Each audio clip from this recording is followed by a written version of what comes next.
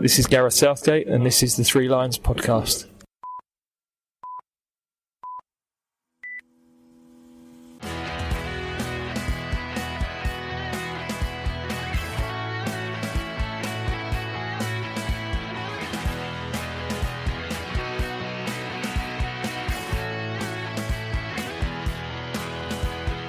How do we get there? I don't know. How do we get there? I don't care. All I know is England's on their way. On our way? We're on our way. To Berlin? We're on our way.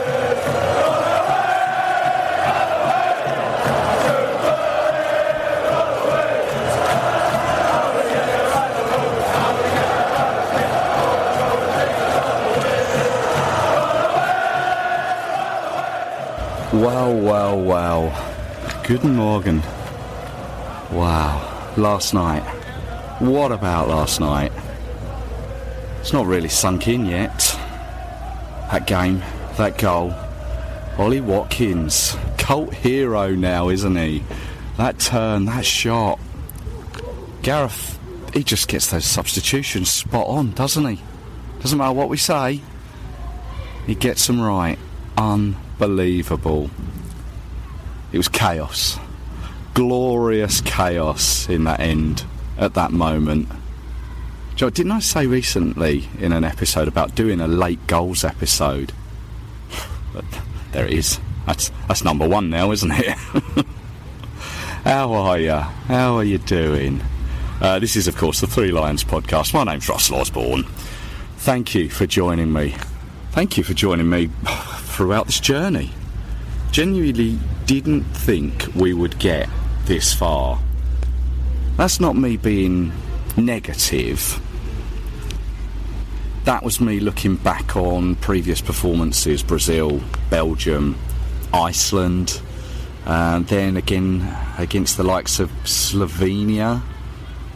But here we are, one step away from making history. Prove me wrong, lads, please. So my journey to Berlin begins now. Last night was spent with some great people, but at the same time, I was remembering a good friend of mine, Trevor, who I've mentioned previously in an episode. He passed away last year, and I've no doubt that we would have been dancing about last night together, just enjoying the moment. So, yeah, my thoughts were with him.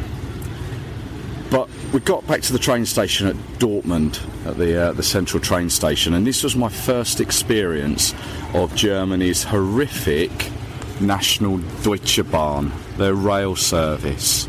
Thousands of fans crammed into non-moving trains. You can see the windows steaming up. No word of a lie, they were in there for an hour and a half, maybe 2 hours, whilst the rest of us were left to our own devices on platforms with ever-changing sort of display boards and having to move around. No staff to assist anyone, no staff to even be seen. Horrific. Don't believe everything you hear about the German efficiency. It was really bad. So I got back to my lovely little room at about 3 o'clock last night. The U-Bahn had even finished like for the night, so I had a half-hour walk with limited battery on my phone for Google Maps, but fortunately I got there. But tonight will be spent in Hanover, whilst looking for options to return home at some point after Sunday's final. Yes, yeah, the final. But you join me. I'm in a small town called Wolfrath. I'm pretty sure that's how you pronounce it. It's just outside of Essen and Wuppertal, which many England fans will have heard of. Well, why am I here? Well, Wolfrath is twinned with my hometown of Ware in Hertfordshire. So a couple of local buses out of Bochum, and here I am. Small, quiet town, similar to my own. It's got the local independent shops. It's got the sort of the supermarkets, your Lidl's, your Aldi. Whilst Ware is more of a high street sort of town, Wolfrath has more of a cobbled, pedestrianised roads with lovely little side streets. It's got a nice lake with a fountain, lovely church square. Pictures don't do it justice. And then, separate to that, I found the local square that I was looking for. It was the local square with the sign. It tells me I'm 400 miles from home. I mean, when the sun's out, anywhere looks nice. It's, lovely little town. But it's one of those ticked off things to do. I don't know if your town has got a twinned town, but if it's got one, take a look into it. And if you can, go and give it a visit. Phil Foden, dem darfst du nicht so viel Platz lassen, sonst macht solche Dinge. Phil Foden an den Pfosten, der Top-Hit im englischen Fanblock. Phil Fodens on fire, und das zeigt am heutigen Tage. All roads lead to Berlin, and my time in Hanover is, well, over. Like many other towns and cities I've seen over these last few weeks, I've been impressed. Gelsenkirchen being the exception, and to be honest, I've even spoken with German people who have said the same. But Hanover, I've had a beer in town, found the stadium, home to Hanover 96. I'd imagine that may have been on a list of possibilities to host games for this tournament. I'm fairly sure it was a venue in the 2006 World Cup. But next to it is a huge lake that I wandered round, getting my steps in. Bigger than I thought it would be, and it'll probably come as no surprise to you that I got soaked and caught in the rain halfway around. But now it's time to move on. Train is booked for Berlin. But also a massive weight off my shoulders. I've managed to secure a route back home.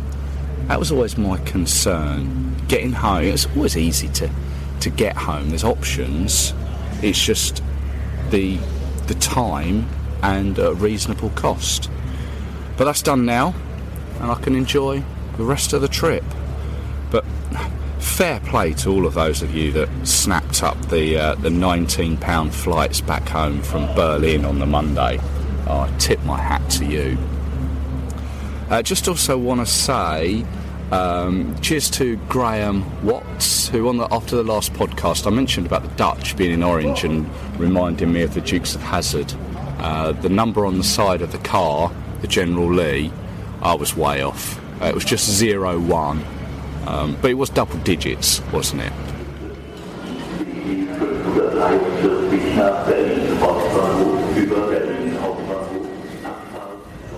I have to be honest, my hopes weren't high for the Flix train, but I stand very much corrected, as it's just before noon on Saturday, and I stand with you before the Brandenburg Gate. The backdrop to both the BBC and ITV's coverage throughout this tournament, of course an iconic place with so much history. The bronze cast chariot atop of it. There's tourists everywhere, along with the TV crews, but the tourists, they all want photos with England fans and their England flags. But as we got closer to Berlin on the train, we passed through Spandau. It was then it kind of really began to dawn on me. We've only gone and done it, haven't we? We've only gone and made it here. All that effort of going to the likes of Naples, Skopje, Wrocław, remember that one, Ukraine in Poland, all those home games, just come down to this. Just want to kind of enjoy it, but already being here, seeing loads of fans around, and there's fans from all over the place wearing their own shirts, wearing their own colours, but there's clearly loads of England fans, there's Spanish fans dotted around as well. I am beginning to feel nervous, I have to say, but I felt emotional actually, sort of coming in on the train. I don't usually sort of get emotional in that sort of way, but yeah, I did. There was a piece I read a while back I don't know where I read it, that we won the 66 World Cup under a Labour government, and we also won the tournoi. You might have to Google that one. Back in 1997, once again, when Labour got in. And of course, Labour recently came into government back home, and we're in a final once more. Not that that's any indication of my political persuasion, just saying, really. It's sometimes strange how all these little things come together. So now I'm going to... I've got a few interviews to do with the BBC, so I'm going to find a little place, quiet, and have a chat with them, and then later on find my digs, and who knows where the night will take me tonight. So, slight change of plan. BBC Local Radio's done. Do you know what? BBC Local Radio is so integral to the whole country, so thank you to those guys for giving me a opportunity. All those local journalists, they know their stuff. They're on the ground, and it's very kind of them to let me join them. When I began pushing this podcast out and about, my telephone number got basically put onto a database, and when games like this, or events maybe like the cross on the shirt, media outlets want a word, and sometimes they will come to me, which is nice. So Sky News got in touch with me, and they said, how do you fancy having a quick chat? We'll do it by Zoom. I was like, yeah, no worries, happy to do that. I'll just arrange where I'm going to be, and if we can do it, great. So it was all agreed, and then they contacted me and said, actually, do you want to come do it at the ground? I was like, do you know what? Why not? So here I am, and it gives me an opportunity to sort of take it all in before the crowds descend on this fabulous stadium tomorrow. So the plan is I'm gonna head to where Sky News are, where they want me to be, but I'm going to try and describe it to you now. So from where I'm standing, there are two huge pillars that sort of are the entrance to this stadium. This stadium was built for the 1936 Olympics. It's the Olympia Stadion, and it's home to Hertha Berlin. But as I say, built for the 1936 Olympics, it has so much history to it. This is where Jesse Owens, an American black man, he won 4 gold medals here in that Olympics. 1936, think about the year of that, shortly after the First World War. So for a black man to come here and win 4 gold medals, phenomenal. It's a great story. He won golds in the long jump. I think it was 100 metres, it might have been 200 metres, but it was the long jump that his world record stood for so long. Now, he won his gold medal and took to the winner's podium, and he chose to put his hand to his brow and salute, unlike the guys in second and third place who gave the Nazi salute. It is, as I say, a really interesting story and worth checking out. Even if it's just a quick video on YouTube, just have a look at it. And, of course, we all know Usain Bolt. We're all aware of him. It was actually here, this stadium, 2009, Usain Bolt set the world record for the 100 metres, 9.58 seconds. Again, go on, find that on YouTube. It'll take less than 10 seconds of your time. But I actually came here back in 2008 for a friendly. We won that one, 2-1, thanks to goals from John Terry and Matthew Upson. And in total, we've played here on 7 occasions. Most recently, 2016, where again, we won This time 3-2. Kane, Vardy and Dyer that day. I didn't come to that one. And I mentioned it's a venue with history. I was talking about Jesse Owens there and Usain Bolt. But we played Germany here back in 1938. It was an end-of-season tour match. Now, we won 6-3. Imagine that, beating Germany on home soil 6-3.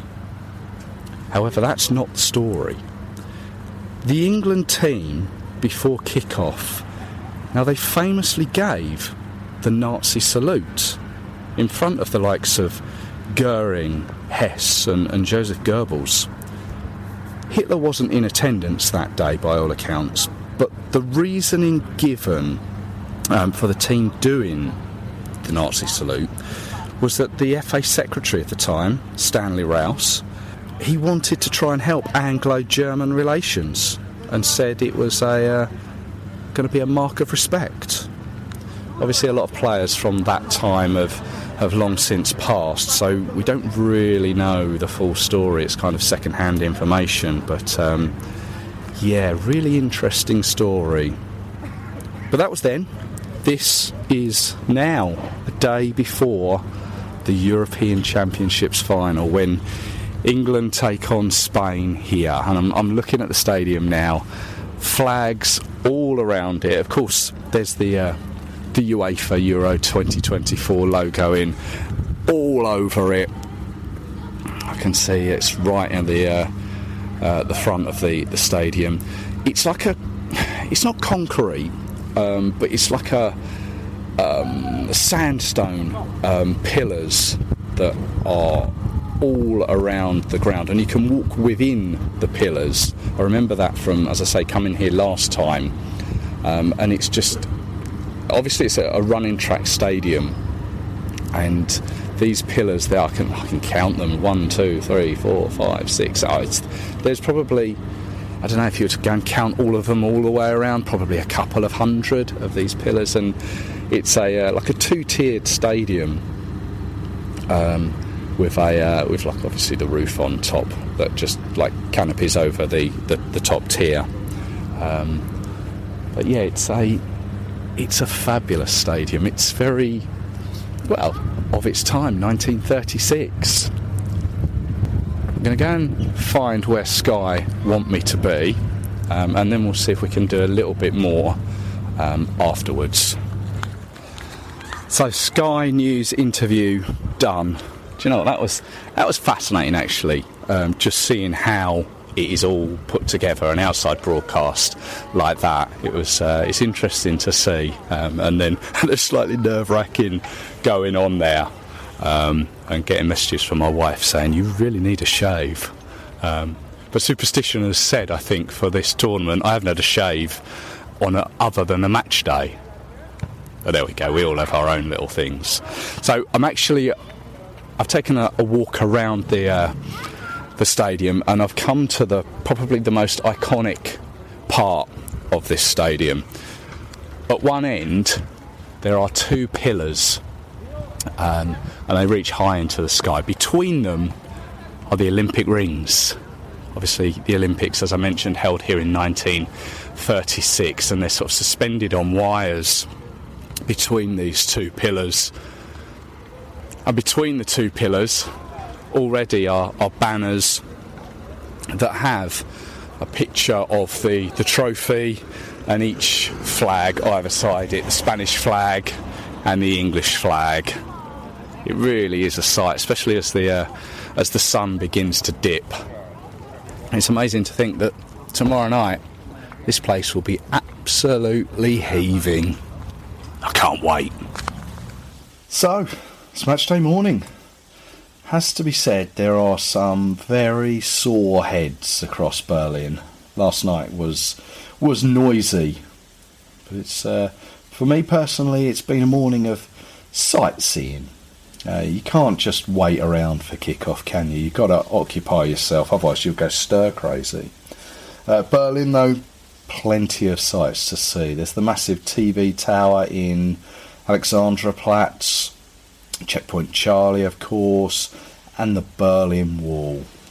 One thing I would have liked to have done is the fan park, which is of course on the backs onto the Brandenburg Gate with the massive goalposts, but it's probably not looking possible now, which is a shame. I don't think I'm going to have the time for it. And plus, I've just looked out the window and it's started to rain, which is frustrating. But we need to talk Spain, don't we? I've met a few of their fans earlier on today. They were wandering around, taking everything in, just as we were. All those sights to see. You not need me to remind you they are our opponents tonight. But what I will remind you of is how they got to the final. Unlike ourselves, they hit top gear from the outset. Group B winners in that group that was quite hard to predict, wasn't it, when it was drawn? But they started it with a 3-0 victory over Croatia and then 1-0 victories over both Italy and Albania. And that saw them top their group. Round of 16 saw a convincing 4-1 victory over Georgia. In the quarter-finals, much like us, they had to rely on extra time against the hosts Germany, breaking their hearts with a last-minute Marino goal. In the semi-final against France, great game for any neutral. At that time, possibly the game of the tournament until our game against the Dutch. Thing is, they have goals across their team. Olmo has 3. Torres, Morata, Williams, Rodri, and of course the 16-year-old Yamal. I'm sure you're aware of him. Actually, I say he's 16. He actually turned 17 yesterday. How about that? But what's our history with them? Well, we have played them 27 times. We've won 13, we've drawn 4, and we've lost 10. Now, we last met quite a while ago now, 6 years ago, in a Nations League game in Seville. I didn't go that day, but those that did will have soggy memories, I guess, of it. But even better memories of the result. Sterling with 2 and Rashford, which saw us 3-0 up at half-time. Spain, they came back, but we held out. You may remember another abiding memory of that game was Eric Dyer's crunching tackle on Sergio Ramos. If you need reminding, just go find it on YouTube. And we have met them before in the Euros. It was back in 1980 in Italy. We won 2-1. And then the game in Euro 96, a game, frankly, where Spain, well, they should have won it, but it was taken to penalties, and who can forget David Seaman saving from Nadal, and Stuart Pearce finally putting his 1990 ghost to bed. Well, we have pulled in to the Olympia Station as the crowd start to make their way up the steps, the exit to the station and towards the stadium where I came last night. Already thousands more kids getting their face painted, some German shirts in front of me, and like every single game before that I've been to, there are people standing outside. I want a ticket, I need a ticket. Not for me, thank you. Face painting's not for me. Half and half scarves. There's a bar, I think it's a sports bar, it's where I went yesterday for the Sky interview, and that is full of English fans and English flags. I think I need a drink, so that is what I'm going to do. So the gates actually open at 6 o'clock here, and already there are people queuing, ready, waiting to get in. The reason why people queue to get in early is they're the ones who put their flags up right at the front, right around the perimeter. That's why they come so early. Do you know what? There's some spots of rain now just approaching. So I'm lucky, I'm just going to find a little bit of shelter. There's a dark grey cloud has literally just come over, which is annoying. So I'm Mark, I'm from Wolves. Bit nervous about the game today, not sure which way it goes. Hopefully we can finally get over the line now, but one of ours, isn't it? Never be confident as an England fan. Jack from Wolverhampton. I think we have a good feeling all week this week on the back of the Dortmund win. I think we're going to romp it home too. I think it's coming home genuinely. Looking forward to the game. Great occasion. Sun's come out. Nice to get out of England and see some sunshine. Great. Looking forward to it. Nice one. Cheers, boy. Matt from Somerset, support Yeovil. Good feeling. It feels different to what it did 3 years ago, so it's got to be our time. We've rode our luck a bit to get here, but we're here now and just one more game in it, just get it done. Get it over the line. Yeah, it's coming home. Nice one. I'm Billy from Leicester. Feeling quite positive, to be honest. Probably sneak it 1-0, I reckon, Harry Kane or something. Just had this feeling all along that we'd be in the final, and we are, so happy days, and we're here. I don't know if this is classed as an oompa band the Germans have, but there's a fella there with a massive oompa trumpet. Quality band, just entertaining the crowds here at the moment. Loads of England fans singing along.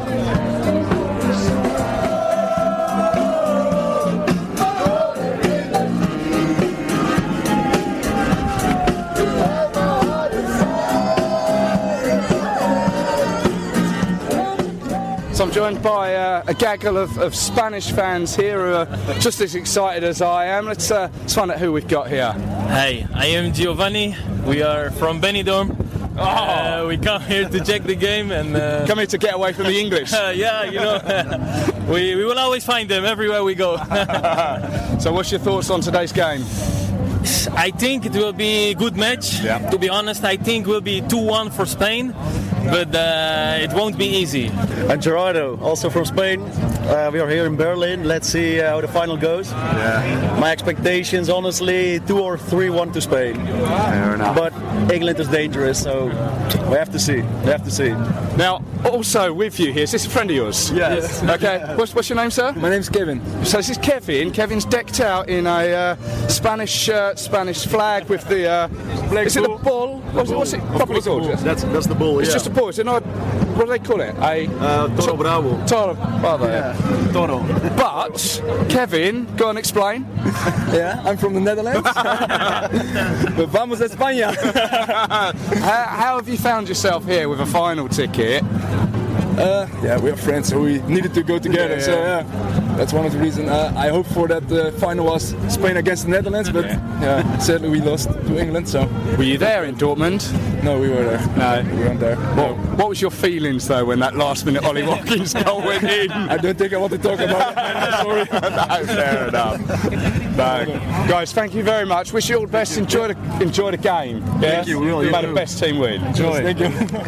So I've just seen that Spain have already won something today. Alcaraz, I think that's how you say his name, has just won Wimbledon, the men's singles final today. Hopefully that's the only thing that the Spanish win. But it's a day that's been dominated by news, as we all woke up to the news that former American President Donald Trump and current guy in the running for the next presidential election was a victim of an assassination attempt. It's kind of what a lot of people have been talking about today. We welcome as well the English and the Spanish fans to the European Championship finals. We welcome you here to enjoy that wonderful game. There's the cheer as the gates are opened, just as the rain starts to hammer down. So I've got myself through the turnstiles. It's quite a vigorous pat down. Finally, they have a pat down of some substance, and I can talk you around this amazing stadium. So I told you earlier on about these sort of sandstone pillars. I'll go for a walk around those.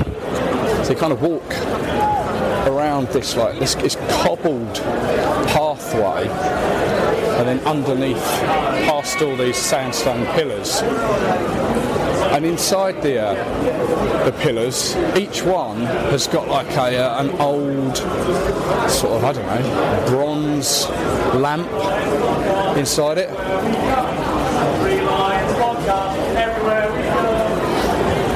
I'll find my gate at some point.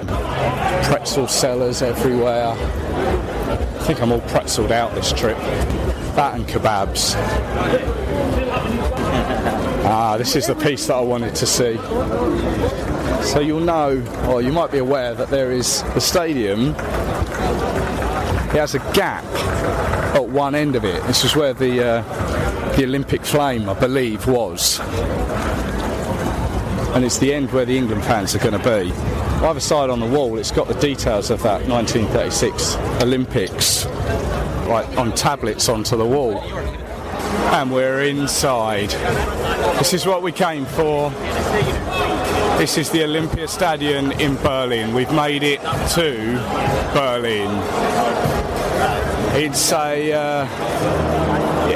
it's great to see. I'll be honest though, I'm row 29, and it's high up enough with a good vantage point. But because it's a running track stadium, you remember the old Wembley? You can cast your mind back to the old Wembley Stadium, where behind the goal it had that massive area where the dog track used to be. Of course, the old Wembley wasn't a running track, it was where the speedway or the dog track. This obviously is a athletic stadium, but behind it, it's a huge, vast, open area. Blue. Well, it's been covered with all the UEFA Euro 2024 decorations. Will take place around 2045. Thanks for that. Just interrupts me. But no, it's got the large UEFA branding on the floor. I don't know how far I am away from behind the goal. Possibly about maybe 30 metres. But it's a two-tiered stadium. In a way, kind of think of Hampden. It's a lot better than Hampden, clearly. But it's got the lower tier. And then those sandstone pillars that I mentioned that are on the outside, they're on the inside that hold the upper tier up. And then to my right is where all the broadcast facilities are, where the Olympic flame would have been, or may well be, but it's covered with England St George's Cross flags at the moment. Let's go through those whilst we're talking about them. Here we got Lyme Regis down there, Bristol City, Fowler and Bell, Portishead Town, Hales Owen, Mansfield, Nottingham. The Chairboys, Wickham, Portsmouth are here. There's Chelsea, SW17 Blues. Up above, already they're being put up. Massive Stoke City one. Jimmy Lockett, Doncaster, Middlesbrough, Hull. Virtually every club in England probably represented here. And I'll be honest, there are very little in the way of Spanish fans knocking around. All the English are very keen to get in early, but there's not so many in the Spanish end at the moment. Just thinking back to the last Euros, where we had like a massive trophy came on the pitch, red arrows came over as well. I'm wondering if they'll do something similar today. I've been in. Let's carry on walking around the outside. I don't think as many England fans have come to a game this early before. I seem to remember when I came before, there was like some plaque on the wall that was quite significant. I can't remember what it was. I'm going to try and find it again. And if that means carry on walking around the perimeter, then so be it. I've got a little bit of time. It's supposed to be a programme for today, and I can't for the life of me find it or see anyone with it. I've just seen Rob Beckett. Bear with me. Rob, can I get a picture? Yeah, no worries. We're coming with my wife to see you on the film show. Oh, yeah? Valentine's Day. We've got tickets for it. Oh, brilliant. Can I just get a picture? Yeah, no worries. Cheers, mate. I'll see you then. Cheers. Sorry, where was I? I was just getting a photo with Rob Beckett. So I've ended up in the what appears to be the Spanish section of the ground on the outside. All of a sudden it's turned very red. Obviously the language has changed. I can't remember what I'm looking for now. I swear there was some sort of famous plaque. So the team sheet is out, and it looks like we've just got the one change. We'll get to that in a moment. But Jordan Pickford in goal. Kyle Walker, here's the change. Luke Shaw is in for Kieran Trippier. It appears that those sort of cameo appearances where Gareth has brought him on for as substitutes in those last couple of games, he's proved himself now for a starting place. Declan Rice, John Stones, Mark Gahey, Bukayo Saka, Harry Kane, Jude Bellingham, Phil Foden and Kobe Mainu are our starting 11 tonight. Come on, England.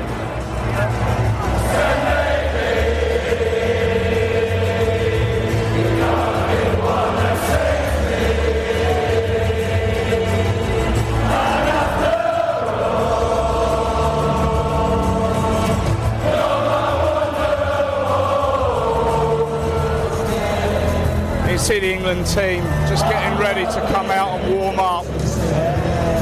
Probably going to be a massive cheer when they do come out.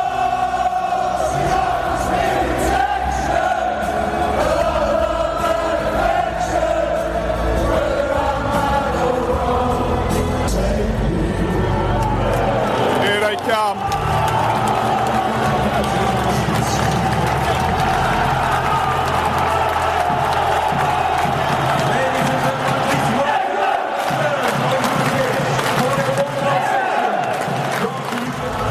Is beginning to fill up now, and you can see where the Spanish supporters are going to be stood.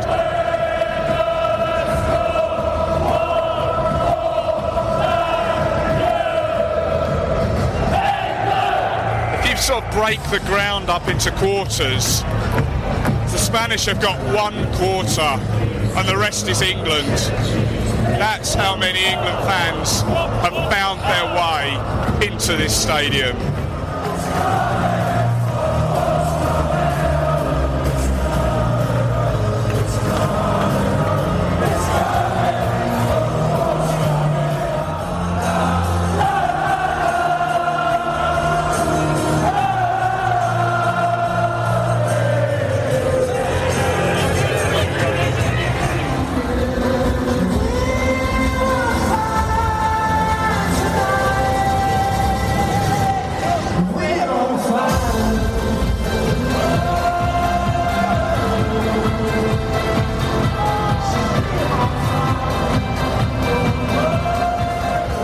It was a pretty impressive closing ceremony. Lots of fireworks, lots of colour, the official theme tune. I don't know where they've got the Dido song and the Eminem song from. But with less than 10 minutes to go, the team are getting ready. I don't know, for whatever reason, they put the Spanish display on the pitch at the England end and the England display at the Spanish end. I don't know why they've consistently done this.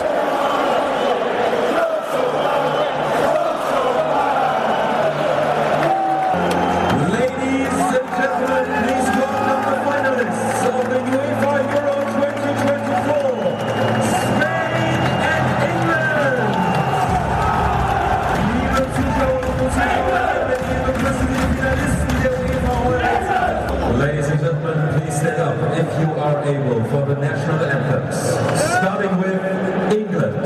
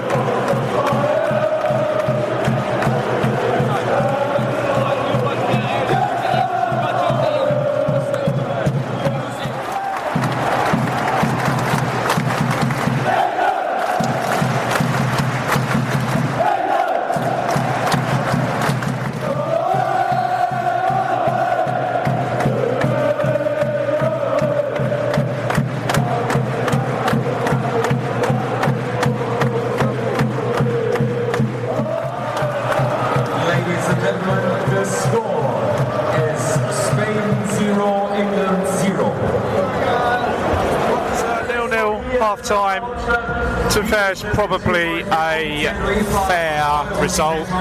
Spain, as you'd expect, had the vast majority of the possession. Neither team had a shot really on goal of any note. Referee, he's dished out a few cards, but he's probably let a few things go as well. This could still go either way, but it's kind of taken me back to 2021. This is how I felt back then. That sort of knotty stomach, that sort of unknown.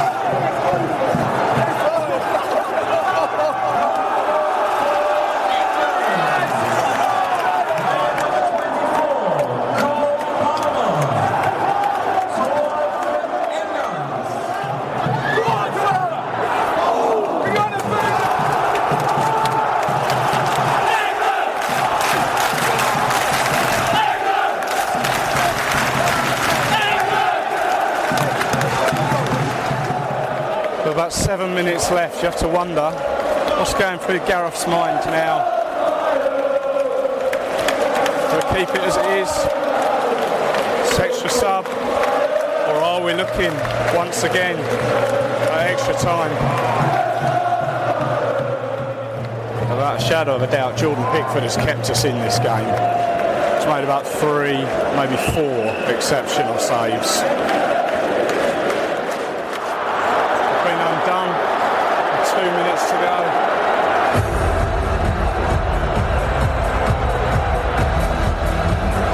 Goal for Spain!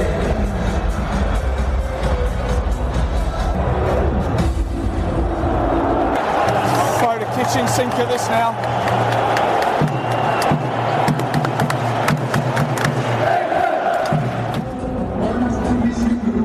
Ladies and gentlemen, congratulations to the European champions, Spain, the winners of the UEFA Euro 2024.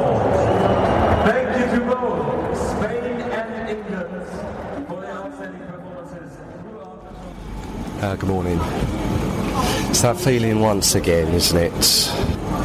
If you got this far on the pod, thank you very much. If not, I don't blame you. I'm at the Hauptbahnhof, the central station in Berlin. It's just gone 7 a.m. Monday morning. The city is waking up. People are heading to work. The Euros are over. Spain are the champions. I'm not going to go into an inquest here. It's been a long month. That Serbia game seems a lifetime away now, doesn't it? But we improved eventually. The team took us on an eventful journey. A journey that could have been over a couple of weeks back. Just think if Jude had blasted that overhead kick over the bar or into the keeper's arms, that would have been more upsetting than losing last night. Of course, they stepped it up against the Swiss. They converted 5 perfect penalties. And we'll never forget Ollie Watkins and his last-minute goal in Dortmund. Last night, Spain, well, they had a clear amount of possession, something we all knew they'd have. Perhaps by scoring so soon after half-time, it left us vulnerable, not able to immediately sort of carry out the instructions from half-time and stamp our authority on the half. They continued strongly after that, had a couple of chances, didn't they? Jordan Pickford was immense, wasn't he, in keeping that score down, some of the saves he made. But once again, Gareth Southgate made substitutions and one paid off. Cole Palmer, cracker, wasn't it? It was fitting, I guess, that it was at our end in a final. Once again, limbs, as they say, hugging and dancing with randoms. But the sucker punch came with 4 minutes to go. Spanish substitution this time. On the whole, as frustrating as it is, I've no qualms with losing to Spain. They've proved to be a class act throughout. Although it has to be said, some of their players perhaps didn't act in a way a professional player should. Tough to take second defeat. I mean, as well, it's for not just for the supporters, but I'm sure for the vast majority of those players. It's the second time for them. Pickford, Walker, Stones, Rice, Shaw, Bellingham, Kane. Beginning to feel for Harry Kane now. Still no senior medal for him. And then, of course, there's Gareth. Who knows where Gareth's mind is at the moment. He's taken stick throughout the tournament, especially in those early rounds, and he admitted it was tough. As I say, no inquest at the moment. Next few days and weeks, he'll no doubt explain it all. But before I finish this, I just want to say once again, thanks for listening, thanks for contributing. If our paths have crossed, it's been a pleasure.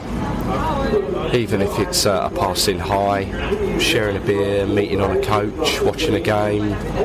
If you just come up to me and said you listen, genuinely appreciate it.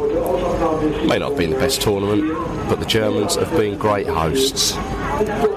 So just leave it there, I think. It's not a great deal more to say.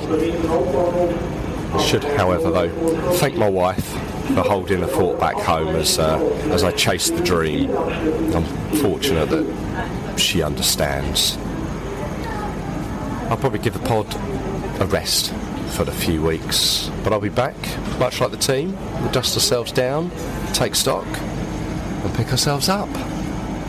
So until then, take care of yourselves. Cheers.